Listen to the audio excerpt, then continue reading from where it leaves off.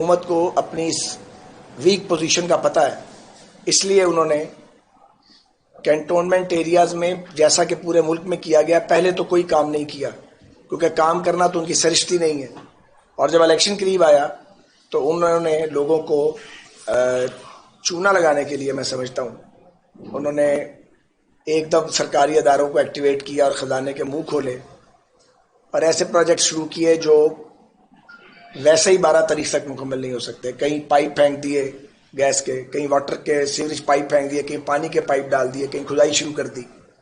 تو بہرحال election commission of Pakistan نے اس کا خاصی جگہ پہ نوٹس لیا اور وہ پوری طرح یہ کام بند نہیں ہوا، لیکن پھر بھی اس کام کو الیکشن کمیشن نے خاصی حد تک روکا ہماری اطلاع کے مطابق۔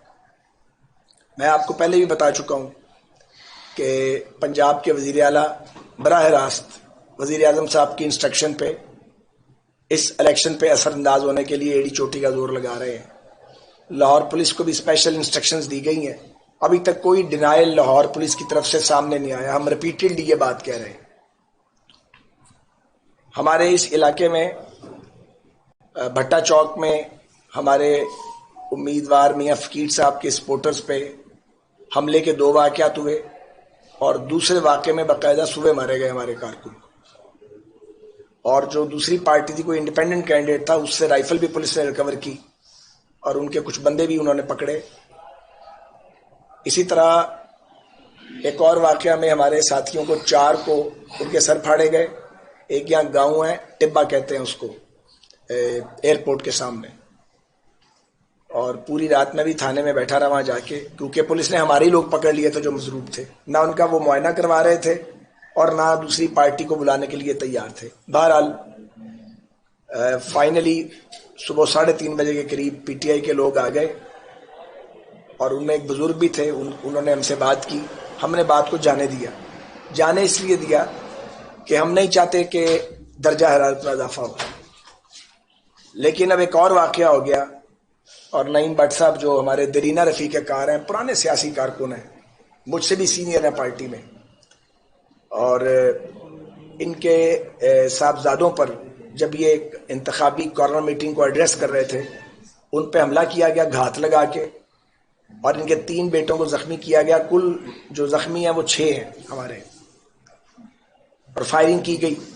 افسوسناک بات یہ ہے کہ سلیم بٹ ایڈوکیٹ جو ان کے صاحبزادے ہیں، انہوں نے ریٹن اپلیکیشن تھانہ فیکٹری ایریا میں دی تھی کہ فلاں لوگ ہیں اور یہ مسلح ہیں اور کرمنلز ہیں، ہسٹری شیٹر ہیں، ان کے بارے میں تادیبی کارروائی کی جائے۔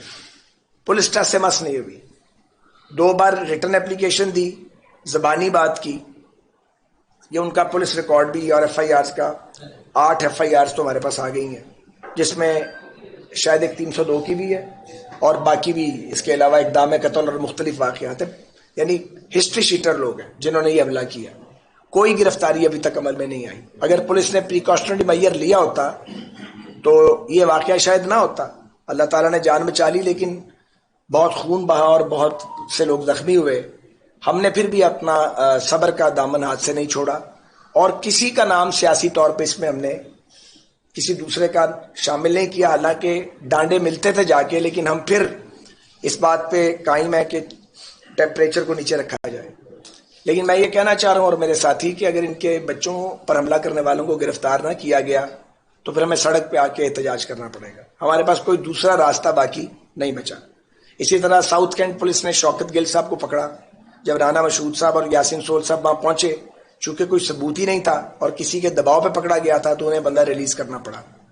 تو ایک تو میں اسٹریٹ اوے کہنا چاہ رہا ہوں پنجاب کے چیف منسٹر صاحب کو بھی، اور پنجاب پولیس کے نئے سربراہ آ گئے ہیں، وہ بھی اس پہ غور فرمائیں، اور لاہور پولیس کے سربراہ بھی مہربانی کر کے اپنے آپ کو روکیں اور غیر قانونی کاموں میں ملوث نہ کیا جائے۔ لاہور پولیس کو، پولیس کے افسران کو مجبور نہ کیا جائے۔ پی ٹی آئی کے ایک سینیٹر ہیں جو آج کل یہاں پہ دندنا رہے ہیں، تو میں انہیں بہت اچھی طرح جانتا ہوں، وہ بھی مجھے بہت اچھی طرح جانتے ہیں۔ تو یہ کام ان سے ہونے، ان کا کام نہیں ہے، ان کے بس کا روگ نہیں ہے، کام ان سے ہوگا نہیں جو کام کرنے کی کوشش کر رہے ہیں۔ مار دھاڑ، اب یہ عمر نہیں ہے، وہ عمریں گزر گئی ہوئی ہیں، تو یہ مار دھاڑ سے گریز کریں تو ان کے لیے بہتر ہے۔ اور یہی مشورہ چیف منسٹر صاحب کو دیا کہ وہ یہ کام نہ کریں۔ 3 سال انہوں نے گزار ہی لیے ہیں، اس کو ٹائم کو گزرنے دیں۔ اور ایسی چھیڑخانی نہ کی جائے کہ لاہور جو ہے یہ فلیش پوائنٹ بن جائے. کیونکہ اگر ہمارے ساتھیوں کی پکڑ دکڑ ہوئی ہم بالکل باز نہیں آئیں گے. ہم روڈ پہ آئیں گے, پروٹیسٹ کریں گے, پکڑنا پکڑو جو مرضی کرو, لیکن بالکل احتجاج کریں گے. یہ ہم نے سوچا ہوا ہے, ہماری پارٹی پالیسی ہے کہ اگر انہوں نے اب زیادتی کی تو اس کو برداشت نہیں کیا جائے گا. باقی جہاں تک ڈیولپمنٹ کی بات ہے, لمبی چوڑی باتیں چھوڑیں. میں آپ سے درخواست کروں گا اس پریس کانفرنس کے بعد, یہ سامنے والٹن روڈ ہے, ذرا آپ تھوڑا سا اس طرف سے گزر جائیں اگر آپ گزر سکتے ہیں. تو یہ والٹن روڈ جو لاکھوں لوگ روزانہ لاہور کے اس سے گزرتے ہیں اور ایک پول کو دوسرے پول سے ملاتی ہے, یہ جو حالت آج اس کی ہے یہ کبھی نہیں تھی اس سے پہلے. یہ کھنڈر بن گئی ہے. اور یہ پانی نالے کا بہت ہیوی رین ہوتا تھا, ہمارے دور میں بھی کھڑا ہوتا تھا, لیکن پمپنگ کر کے ہم نکلوا دیتے تھے. اب بغیر بارش کے پانی کھڑا ہے. امیجن کریں کیا ہوا ہوگا. سڑکیں ٹوٹ رہی ہیں, انفراسٹرکچر ٹوٹ رہا ہے, کوڑے کے ڈھیر لگے ہوئے ہیں. صرف والٹن روڈ پہ یہ حال نہیں ہے, اطراف میں بھی یہی حال ہے. اور یہ عمران خان صاحب یہاں سے ووٹ لے کے گئے تھے میرے مقابلے میں, پھر واپس کبھی نہیں آئے, آنا ہی نہیں تھا. پھر ان کے ایک اور نمائندے آئے, وہ بھی کبھی نہیں لوٹے. تو لوگ بہت اچھی طرح انہیں پہچانتے ہیں کہ یہ صرف باتیں کرنا جانتے ہیں, یا الزام لگانا, یا جھوٹ بولنا اور غلط بیانی کرنا. کام کرنا ان کی نہ سرشت ہے, نہ انہیں کام کی سمجھ ہے, نہ یہ پبلک سروس میں جا سکتے ہیں. تو ایک بات مجھے اور کہنی ہے آج کی پریس کانفرنس کے حوالے سے, جو بہت بڑا کنسرن ہے پاکستان کی سول سوسائٹی کا, پاکستان کے تمام جمہوری سیاسی کارکنوں کا, صحافتی کارکنوں کا, آزادی اظہار پر یقین رکھنے والوں کا, کہ یہ جو پی ایم ڈی اے بنا رہے ہیں پاکستان میڈیا ڈیولپمنٹ اتھارٹی, یار اس کا نام ہی بدل لو. کم از کم اپنے عزائم تو سامنے لاؤ, کہو کہ یہ پاکستان میڈیا کنٹرول اتھارٹی ہے. یہ میڈیا ڈیولپمنٹ کے سے اس کی کوئی انہیں دلچسپی نہیں ہے. یہ میڈیا کنٹرول کا کھیل ہے سارا, کہ میڈیا کا کسی طرح منہ بند کریں.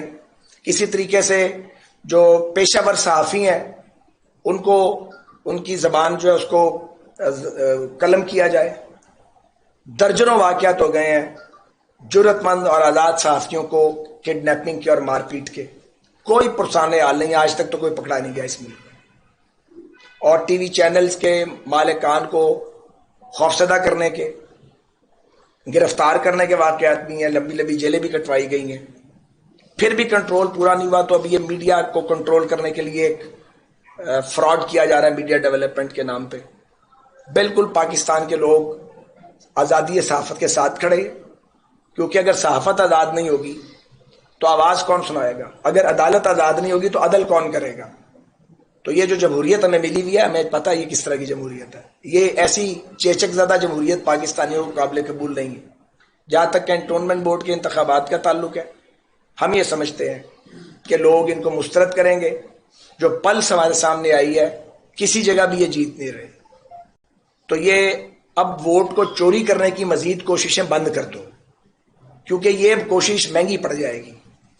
کیونکہ لوگ تنگ آ چکے ہیں ان کی حرکات سے. آپ دیکھیں کس طرح ڈالر کی فلائٹ اوپر کی طرف ہے, روپیہ نیچے جا رہا ہے, بھوک اور بے روزگاری بڑھتی جا رہی ہے, چلتی عورت محفوظ نہیں ہے سڑک کے اوپر, کوئی کام ٹھیک نہیں ہے, ہر کام الٹا کیا جا رہا ہے.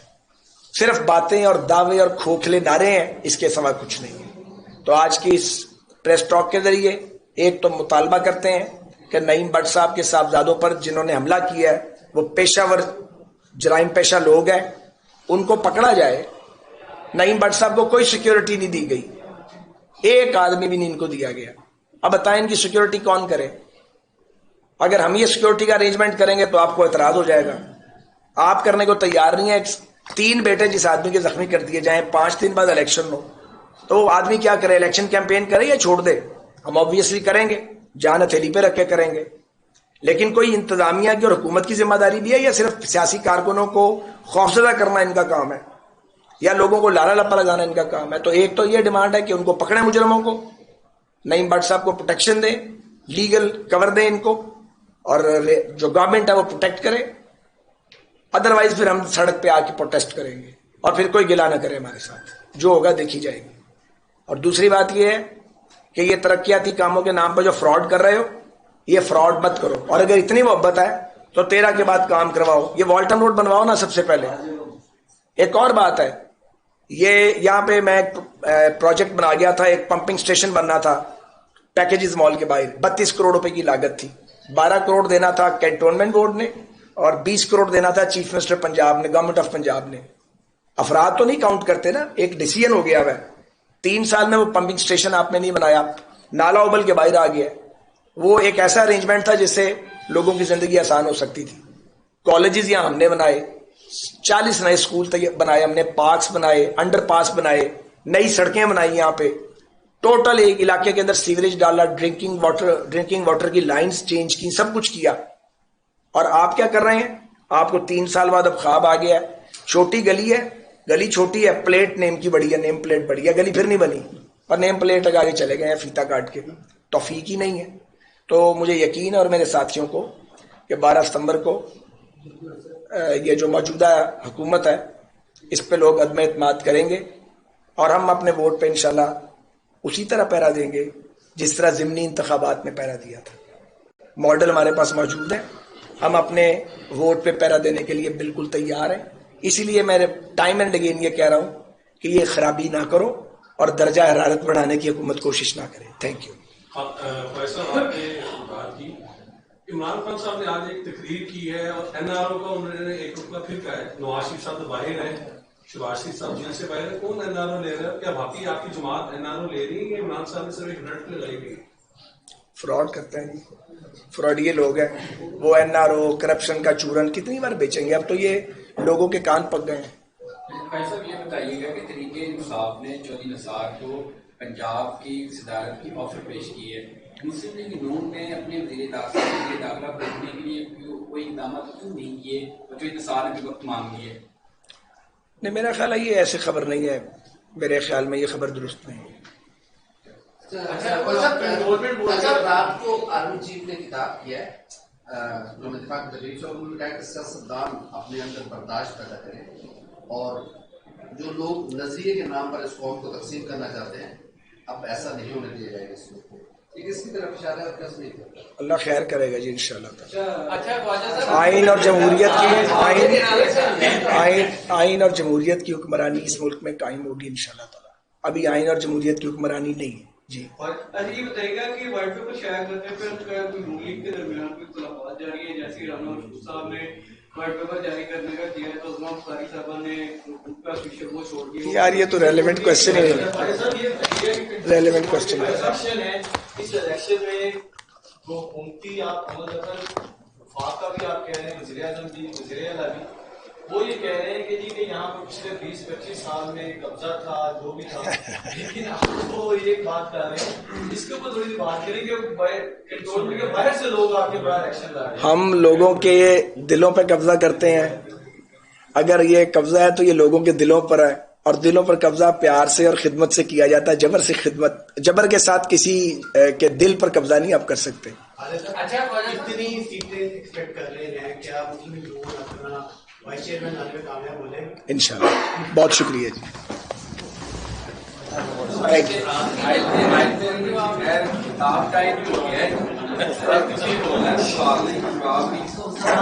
ہمارے پاس